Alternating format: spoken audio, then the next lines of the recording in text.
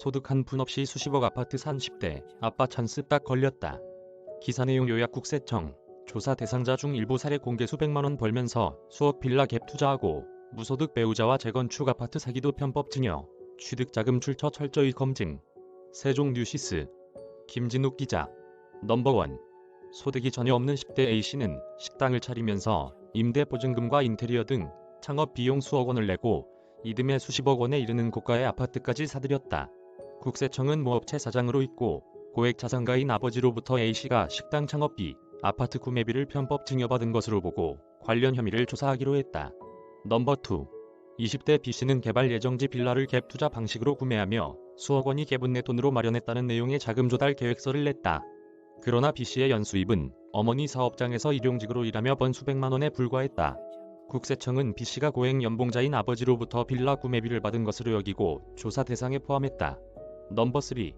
주택 임대 사업자 C씨는 배우자와 함께 재건축을 추진하고 있는 수십억 원짜리 아파트를 사들였다. 국세청은 C씨 배우자의 신고 소득이 얼마 되지 않는다는 점에 주목했다.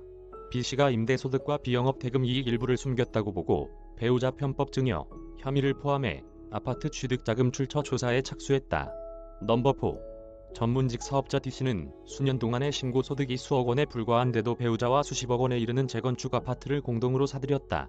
배우자 또한 신고 소득이 전혀 없는 점을 이상하게 여긴 국세청은 B씨가 소득을 숨겼다고 간주하고 편법 증여 혐의를 포함해 아파트 취득을 어디서 구했는지 조사할 예정이다.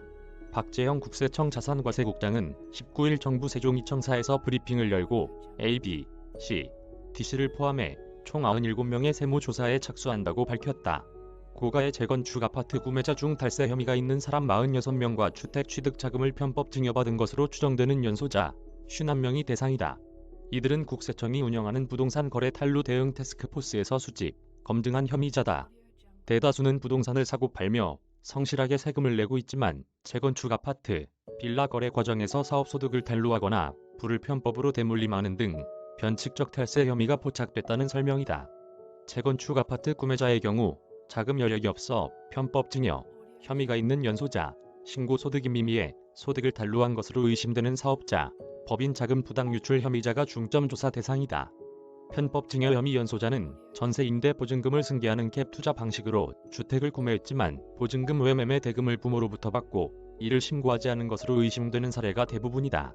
국세청은 조사 대상자의 자금 흐름을 끝까지 추적하겠다는 각오다. 특수관계인으로부터 빌렸다고 해명하는 경우 가장 차입금인지를 정밀하게 검증하고 갭 투자한 경우 그 갭을 누구로부터 받았는지를 확인한다. 부모가 주택을 사면서 자녀 명의로 등기한 것은 아닌지도 함께 살핀다. 조사 과정에서 실제 차입금으로 인정되는 경우 부채 자력 변제 여부를 꼼꼼히 사후 관리한다. 특수관계인으로부터의 차입금, 금융기관 대출금 모두를 차입금 상환, 보증금 반환 때까지 부모가 대신 갚지 않는지를 중점적으로 파악한다. 소득신고 누락 혐의 사업자는 가공 경비 계상, 부당 회계 처리 여부 등을 들여다볼 계획이다. 이메일 주소